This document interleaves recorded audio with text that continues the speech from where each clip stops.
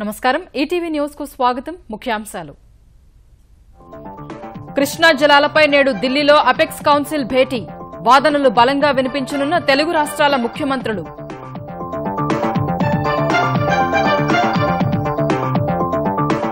పాలమూరు రంగారెడ్డి డిండి ప్రాజెక్టులపై ఆంధ్రప్రదేశ్ అభ్యంతరాలు పట్టిసీమలో వాటాకు తెలంగాణ డిమాండ్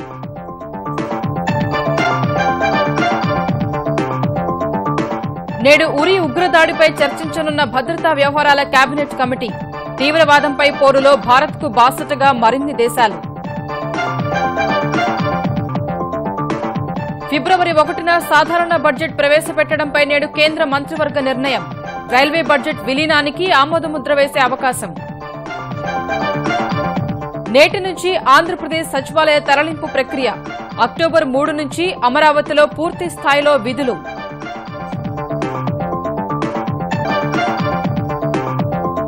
దసరా తర్వాతే శాసనసభ వర్షాకాల సమావేశాలు నిర్వహించాలని తెలంగాణ సర్కారు నిర్ణయం 2 ఆర్డినెన్స్ల జారీకి సన్నాహాలు బంగాళాఖాతంలో స్థిరంగా కొనసాగుతున్న ఉపరితల ఆవర్తనం తెలంగాణ కోస్తాంధ్రలో నేడు భారీ వర్షాలు కురిసే అవకాశం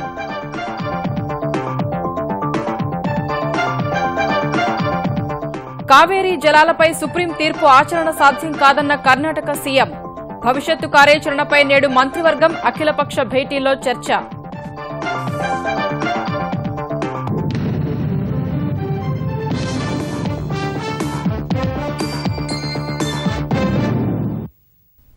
తెలుగు రాష్ట్రాల మధ్య నదీ జలాల పంపకాలపై కేంద్ర జలవనరుల శాఖ మంత్రి ఉమాభారతి అధ్యక్షతన ఇవాళ జరిగే అపెక్స్ కౌన్సిల్ భేటీలో వాదనలు వినిపించేందుకు ఇరు రాష్ట్రాల ముఖ్యమంత్రులు సిద్దమయ్యారు ప్రధానంగా పాలమూరు రంగారెడ్డి డిండి ఎత్తిపోతల పథకాలు పట్టిసీమ ప్రాజెక్టు ద్వారా గోదావరి నీటి తరలింపుపైనే చర్చ జరిగే అవకాశాలు ఉన్నట్లు కనిపిస్తోంది ఇప్పటికే 2 రాష్ట్రాల ముఖ్యమంత్రులు అపెక్స్ కౌన్సిల్లో వినిపించాల్సిన వాదనలపై అధికారులతో పూర్తి స్థాయిలో కసరత్తు చేశారు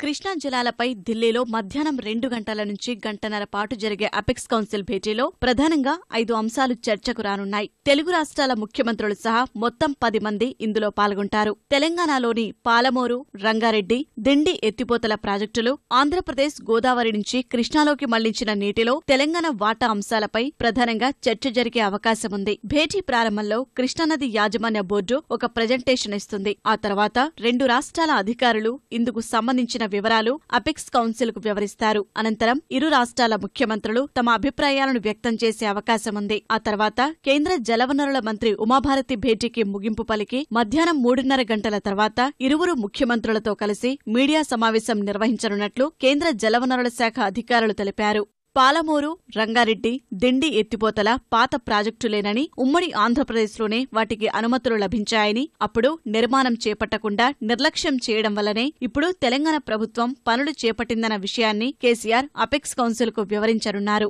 గోదావరి నుంచి కృష్ణాలోకి మళ్లించే నీటిని నాగార్జున సాగర్ ఎగువ భాగాన వాడుకోవాలని ట్రైబ్యునల్ చెప్పిందని ఈ నీటిని తమకు కేటాయించాలని కూడా అపెక్స్ కౌన్సిల్లో తెలంగాణ వాదన వినిపించనుంది పట్టిసీమ కొత్త ప్రాజెక్టు అని కేంద్ర మంత్రి లోక్సభలో చెప్పినందున దానిలో తమకు వాటా ఉంటుందన్న విషయాన్ని తెలంగాణ బలంగా వినిపించనున్నట్లు తెలిసింది పాలమూరు రంగారెడ్డి డిండి ఎత్తిపోతల ప్రాజెక్టులు కొత్తవేనని పునర్విభజన చట్టంలోని 11వ షెడ్యూల్లో కూడా వీటి ప్రస్తావన లేదన్న విషయాన్ని అపెక్స్ కౌన్సిల్ వేదికగా ఆంధ్రప్రదేశ్ తెలపనుంది 2012-13 2013-14 బడ్జెట్ పుస్తకాల్లో కూడా ఈ ప్రాజెక్టుల ప్రస్తావన కానీ కేటాయింపులు కానీ లేవనే విషయంతో పాటు తెలంగాణ ప్రభుత్వం ఏర్పడిన తర్వాత బడ్జెట్ ప్రసంగంలో వీటిని కొత్త ప్రాజెక్టులుగా పేర్కొన్న అంశాన్ని ఆధారాలతో సహా అపెక్స్ కౌన్సిల్ ముందు ఉంచేందుకు ఆంధ్రప్రదేశ్ సిద్దమైంది పోలవరం ప్రాజెక్టు పూర్తయ్యేలోపు కుడి కాలువ ద్వారా వృధాగా పోతున్న గోదావరి జలాలు వినియోగించుకునేందుకే పట్టిసీమ చేపట్టామని పోలవరం నిర్మాణం తర్వాత పట్టిసీమ ఉండదని ఇది కొత్త ప్రాజెక్టు కాదని ఏపీ ప్రభుత్వం వివరించనున్నట్లు సమాచారం తెలంగాణ కూడా గోదావరి నుంచి కృష్ణా బేసిన్ కు 200 టీఎంసీల నీటిని మళ్లిస్తుందన్న విషయాన్ని ఈ సందర్భంగా ఉన్నతస్థాయి కమిటీ ముందుకు తీసుకెళ్లాలని ఏపీ నిర్ణయించినట్లు తెలిసింది పోతిరెడ్డిపాడు నుంచి ఆంధ్రప్రదేశ్ ఎక్కువ నీరు తీసుకుని తక్కువ లెక్కలు చూపిన అంశాన్ని లేవనెత్తేందుకు తెలంగాణ సిద్ధం కాగా, జూరాల నుంచి తీసుకున్న నీటి కంటే తక్కువ లెక్కను తెలంగాణ చూపిందనే విషయాన్ని ప్రస్తావించేందుకు ఏపీ సిద్ధమైనట్లు సమాచారం. ప్రాజెక్టుల వద్ద టెలిమెట్రీల ఏర్పాటు, నీటిని తీసుకునేటప్పుడు 2 రాష్ట్రాల అధికారులు సంయుక్తంగా ధృవీకరించడం తదితర అంశాలకు ఇరువురు ముఖ్యమంత్రులు అంగీకరించే అవకాశముంది. 2 రాష్ట్రాలు ఎవరి వాదనను వారు గట్టిగానే వినిపించనున్నందున అపెక్స్ కౌన్సిల్ భేటీలో ఓ నిర్ణయానికొచ్చే అవకాశాలు తక్కువగానే ఉన్నాయని అధికారులు అభిప్రాయపడుతున్నారు. కృష్ణా జలాల వివాదానికి సంబంధించి రాష్ట్ర ప్రయోజనాలు కాపాడటంలో ఎలాంటి రాజీ ఉండబోదని ఆంధ్రప్రదేశ్ జలవనరుల శాఖ మంత్రి దేవినేని ఉమామహేశ్వరరావు స్పష్టం చేశారు. నేడు ఢిల్లీలో జరిగే అపెక్స్ కౌన్సిల్ సమావేశంలో రాష్ట్ర ప్రభుత్వం తరఫున వాదనలు సమర్థంగా వినిపిస్తామని తెలిపారు. కృష్ణా జల వివాదం పరిష్కారానికి అపెక్స్ కౌన్సిల్ భేటీ దోహదపడుతుందని ఉమామహేశ్వరరావు విశ్వాసం వ్యక్తం చేశారు. రాజ్యసభలో గాని పార్లమెంట్లో గాని ఈ వివాదాల మీద కేంద్ర మంత్రులు ఇచ్చిన సమాధానాలు ఉన్నాయి. అదేవిధంగా సుప్రీంకోర్టులో అఫిడవిట్ లో చాలా స్పష్టంగా కేంద్ర ప్రభుత్వం నిర్ణయాలు కూడా తెలియజేసింది. అట్లాగే కేఆర్ఎంబి సెక్షన్ రాష్ట్ర విభజన చట్టం ప్రకారం ఏ విధంగా ఎట్లా ముందుకెళ్లాలనేది చట్టంలో చెప్పబడ్డాయి, బోర్డులో చెప్పబడ్డాయి. ప్లస్ ట్రిబ్యునల్స్ ఉన్నాయి, నీటి కేటాయింపులకు సంబంధించి ట్రిబ్యునల్స్ ఆర్డర్స్ ఉన్నాయి. కాబట్టి ఏదైతే లోయర్ రైపేరియన్ స్టేట్ గా ఆంధ్రప్రదేశ్ హక్కులు కాపాడటానికి రాష్ట్ర ప్రభుత్వం తరఫున మా అధికారులు ఉన్న వాస్తవాలన్నీ కూడా అపెక్స్ కౌన్సిల్ తెలియజేస్తారు, రాష్ట్ర ప్రయోజనాలను కాపాడతారు. శాసనసభ వర్షాకాల సమావేశాలను దసరా తర్వాత నిర్వహించాలని తెలంగాణ ప్రభుత్వం నిర్ణయించింది. గవర్నర్ అనుమతితో శాసనసభ మండలిని నిరవధికంగా వాయిదా వేస్తూ ప్రభుత్వం మంగళవారం ఉత్తర్వులు జారీ చేసింది. దసరాలోపు కీలక అంశాలపై 2 ఆర్డినెన్సులు జారీ చేసేందుకు తెలంగాణ సర్కారు సంకల్పించింది. వీటిలో ఒకటి భూసేకరణ ఆర్డినెన్స్ కాగా, రెండోది కరీంనగర్ నిజామాబాద్ పోలీస్ కమిషనరేట్ల ఆర్డినెన్స్. ఈ నెల 26న జరిగే మంత్రివర్గ సమావేశంలో ఈ ఆర్డినెన్స్లకు తెలంగాణ ప్రభుత్వం ఆమోదముద్ర వేసే అవకాశం ఉంది. గుజరాత్ తరహాలో భూసేకరణ చట్టంలో మార్పులు తెచ్చేందుకు ఆంధ్రప్రదేశ్ ప్రభుత్వం ప్రయత్నిస్తోంది. సామాజిక ప్రభావాన్ని మదింపు చేసేందుకు చేపట్టాల్సిన అధ్యయన కాలాన్ని 60 రోజుల నుంచి 15 రోజులకు కుదించాలని భావిస్తోంది. భూసేకరణ చట్టం 2013లోని 2-3 అధ్యాయాల్లో ఉన్న నిబంధనలను సవరణలు చేస్తూ రెవెన్యూ శాఖ ముసాయిదా సిద్దం చేసింది. గ్రామీణ మౌలిక సదుపాయాలు, పేదల గృహ నిర్మాణం, ప్రభుత్వ ప్రైవేటు భాగస్వామ్య ప్రాజెక్టుల కింద భూమిని సేకరించడాన్ని ప్రజా ప్రయోజనాల పరిధిలోకి తీసుకురావాలని ఏపీ సర్కారు నిర్ణయించింది. ప్రభుత్వం నోటిఫై చేసే ఏ ఇతర ప్రాజెక్టునైనా ఈ మినహాయింపుల జాబితాలోకి తీసుకొచ్చేందుకు నిబంధనలకు సవరణలు ప్రతిపాదించబోతోంది. తెలంగాణలో ఇవాళ భారీ నుంచి అతి భారీ వర్షాలు కురిసే అవకాశాలున్నాయని హైదరాబాద్ వాతావరణ కేంద్రం తెలిపింది. మంగళవారం నుంచే రాష్ట్ర వ్యాప్తంగా విస్తారంగా వర్షాలు పడుతున్నాయి. పశ్చిమ మధ్య బంగాళాఖాతంలో ఏర్పడిన ఉపరితల ఆవర్తనం బలపడి నైరుతి రుతుపవనాలు బలంగా కదులుతున్నాయి. వీటి ప్రభావం తెలుగు రాష్ట్రాలపై అధికంగా ఉందని వాతావరణ శాఖ అధికారులు పేర్కొన్నారు. మంగళవారం సాయంత్రం హైదరాబాద్లోని రాజేంద్రనగర్, అత్తాపూర్, హైదర్గూడ, శివరాంపల్లి సహా మరికొన్ని ప్రాంతాల్లో వర్షం పడింది. కోస్తాంధ్రలో బుధవారం అక్కడక్కడ భారీ వర్షాలు కురిసే అవకాశం ఉందని భారత వాతావరణ కేంద్రం తెలిపింది. సార్వత్రిక బడ్జెట్ను ప్రవేశపెట్టే విధానంలో సమూల మార్పులు చేయడంపై నేడు స్పష్టత వచ్చే అవకాశం ఉంది. రైల్వే బడ్జెట్ను సాధారణ బడ్జెట్లో విలీనం చేసి జమా ఖర్చుల చిట్టా మొత్తాన్ని ఫిబ్రవరి 1నే పార్లమెంటుకు తీసుకురావడంపై కేంద్ర మంత్రివర్గం ఇవాళ నిర్ణయం తీసుకోనుంది. అటు భద్రతపై ఏర్పాటైన కేబినెట్ కమిటీ ఉరి ఉగ్రదాడి వ్యవహారంపై చర్చించనుంది.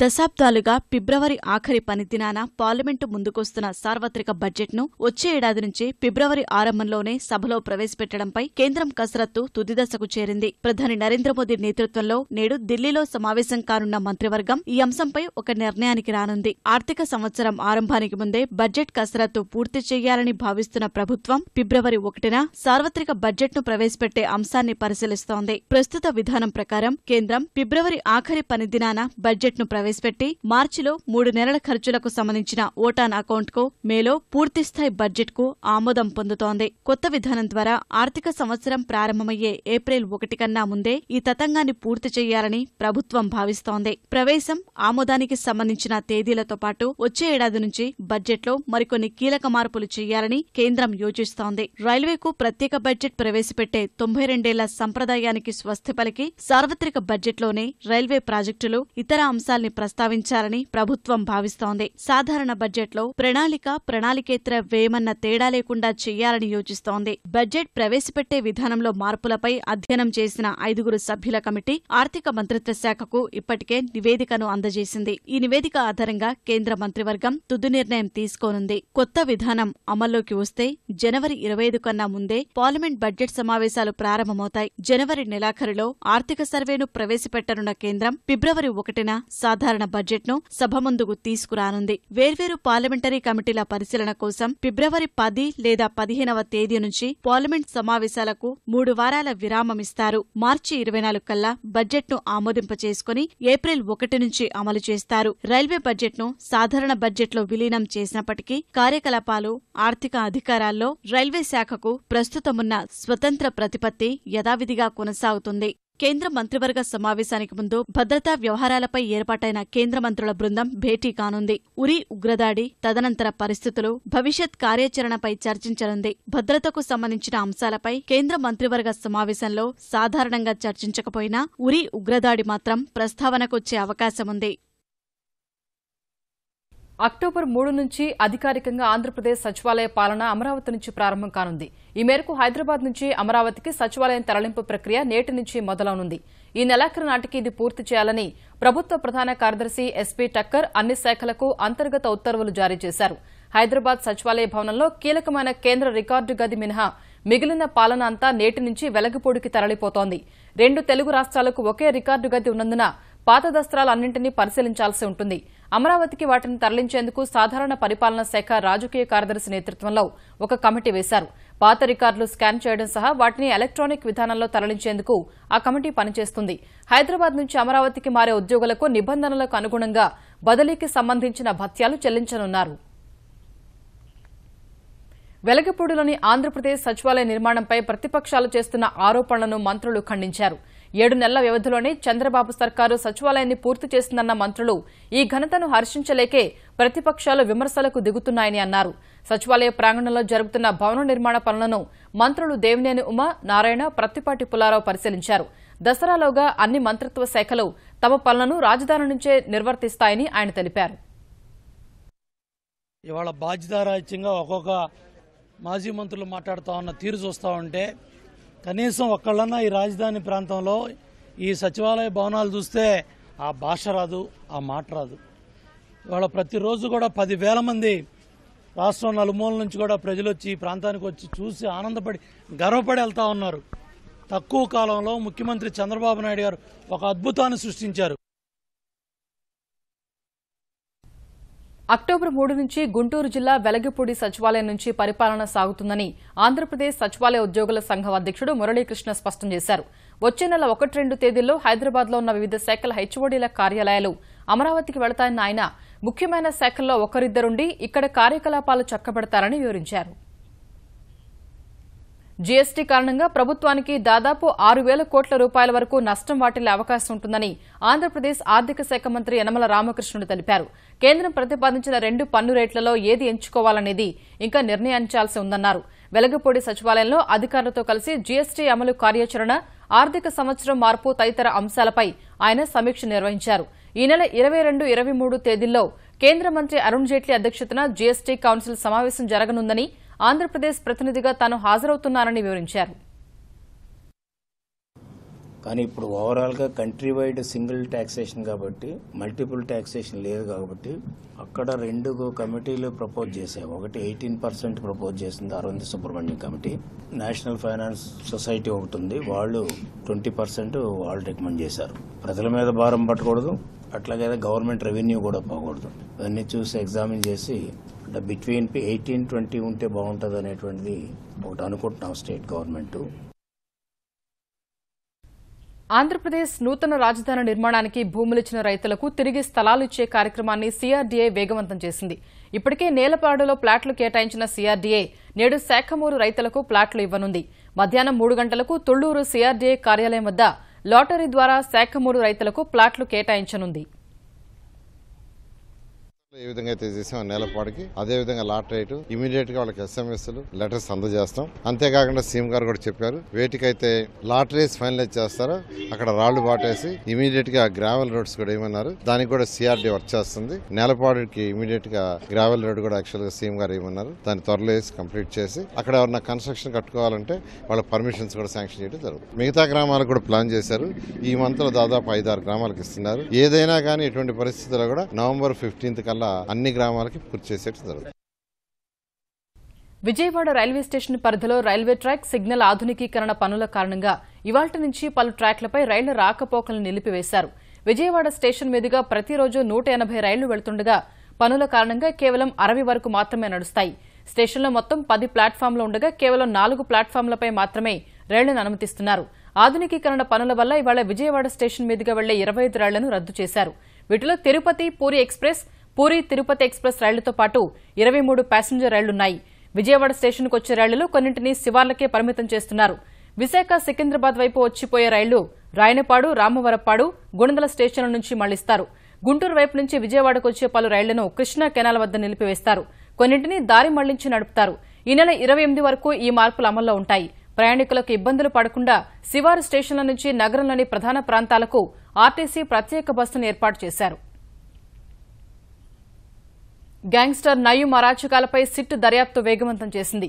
24 మందిని నయూం ముఠా హత్య చేసినట్లు గుర్తించిన సిట్ వారిని గుర్తించే పనిలో పడింది.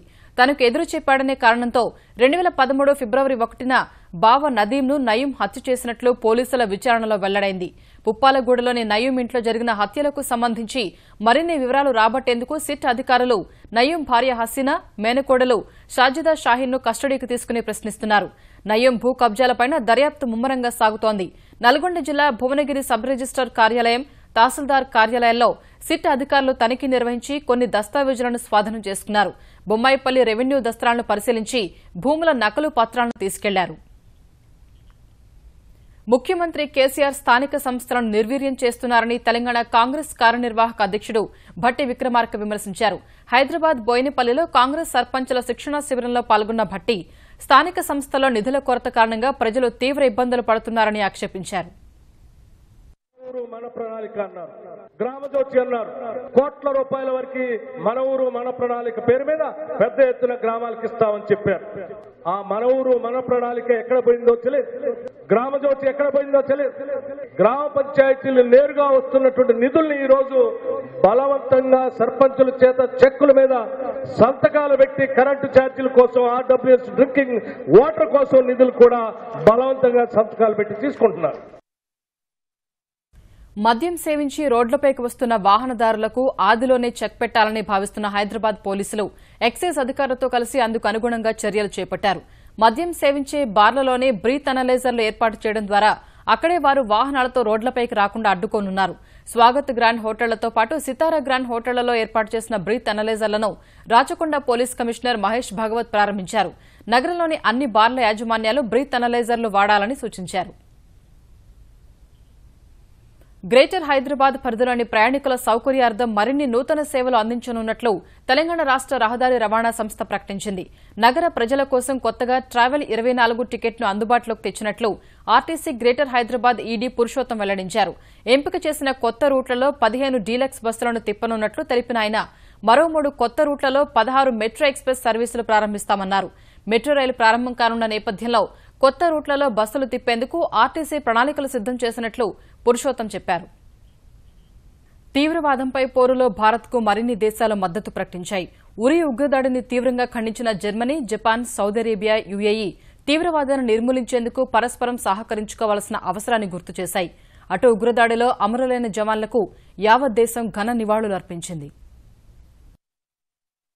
జమ్మూ కశ్మీర్ ఉరి సెక్టార్లోని సైనిక శిబిరంపై ఆదివారం జరిగిన ఉగ్రదాడిపై మరిన్ని దేశాలు దిగ్భ్రాంతి వ్యక్తం చేశాయి. ముష్కరుల దాడిని America, Britain, Russia, Canada, Afghanistan ఇప్పటికే ఖండించగా Germany, Japan, Saudi Arabia, UAE ఆ జాబితాలో చేరాయి. పాకిస్తాన్ పేరును నేరుగా ప్రస్తావించని జర్మనీ విదేశాంగ మంత్రి ఫ్రాంక్ వాల్టర్ స్టెయిన్మేర్ తమ భూభాగం నుంచి పుట్టుకొస్తున్న ఉగ్రవాదంపై ఉక్కుపాదం మోపడం ప్రతి ఒక్క దేశం బాధ్యతని వ్యాఖ్యానించారు. ఉగ్రవాదంపై పోరులో భారత్కు జర్మనీ అండగా ఉంటుందని స్పష్టం చేశారు. Japan, Saudi Arabia, UAE, Bahrain, Bhutan, Mauritius, Qatar, Nepal, Mongolia, దక్షిణ కొరియా సైతం ఇదే తరహా అభిప్రాయం వ్యక్తం చేశాయి. ఉరీ ఉగ్రదాడిలో అమరులైన జవాన్ల కుటుంబాలకు ప్రగాఢ సానుభూతి తెలిపాయి.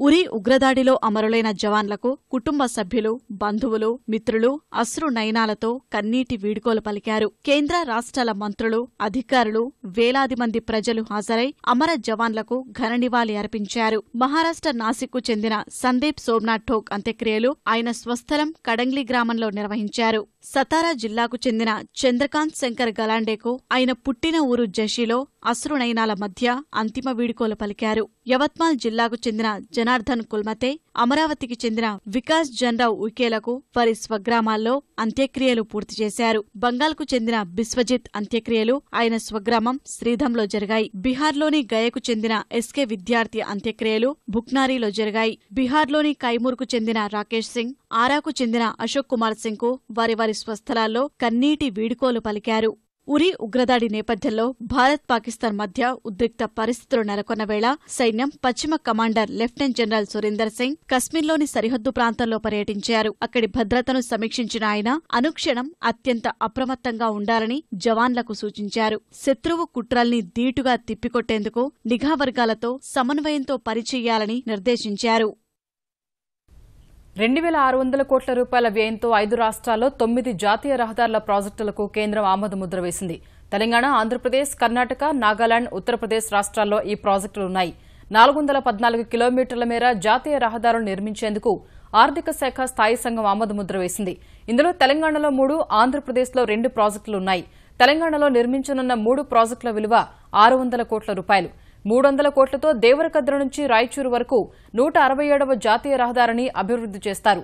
250 కోట్లతో జైపూర్ నుంచి అర్జున్గుట్ట వరకు 63వ జాతీయ రహదారిని అభివృద్ది చేస్తారు. 65వ జాతీయ రహదారిపై సంగారెడ్డి నుంచి మియాపూర్ వరకు 50 కోట్లతో మరమ్మతులు చేపడతారు. కేంద్ర ప్రభుత్వం ఆమోదం నేపథ్యంలో ఈ 3 ప్రాజెక్టులకు ఈ వారంలోనే టెండర్లు పిలుస్తామని తెలంగాణ రహదారులు, భవనాల శాఖ మంత్రి తుమ్మల నాగేశ్వరరావు తెలిపారు. కావేరీ జల వివాదానికి సంబంధించి కర్ణాటక ప్రభుత్వ వైఖరి మరోమారు చర్చనీయాంశమైంది. నేటి నుంచి ఈ నెల 27 వరకు తమిళనాడుకు 6,000 క్యూసెక్కుల కావేరీ జలాలను విడుదల చేయాలన్న సుప్రీంకోర్టు తీర్పు ఆచరణ సాధ్యం కాదని కర్ణాటక ముఖ్యమంత్రి సిద్దరామయ్య వ్యాఖ్యానించారు. తమ వద్ద నీళ్లు లేనందున ఆ ఆదేశాన్ని అమలు చేయడం కష్టమని చెప్పారు. భవిష్యత్తు కార్యాచరణపై చర్చించేందుకు ఇవాళ అఖిలపక్ష భేటీని, మంత్రివర్గ సమావేశాన్ని ఏర్పాటు చేశారు. ఆందోళనలు జరిగే ప్రమాదం ఉన్నందున బెంగళూరు వ్యాప్తంగా ఆంక్షలు విధించిన పోలీసులు భద్రతను కట్టుదిట్టం చేశారు. తమిళనాడుకు రోజుకు 3,000 క్యూసెక్కుల కావేరీ జలాన్ని విడుదల చేయాలని కావేరీ పరిశీలక కమిటీ ఆదేశించగా తమిళనాడు అభ్యర్థనపై స్పందించిన సుప్రీంకోర్టు ఆ పరిమాణాన్ని రెట్టింపు చేస్తూ మంగళవారం తీర్పునిచ్చింది. ఈటీవీ న్యూస్ సమాప్తం. నమస్కారం.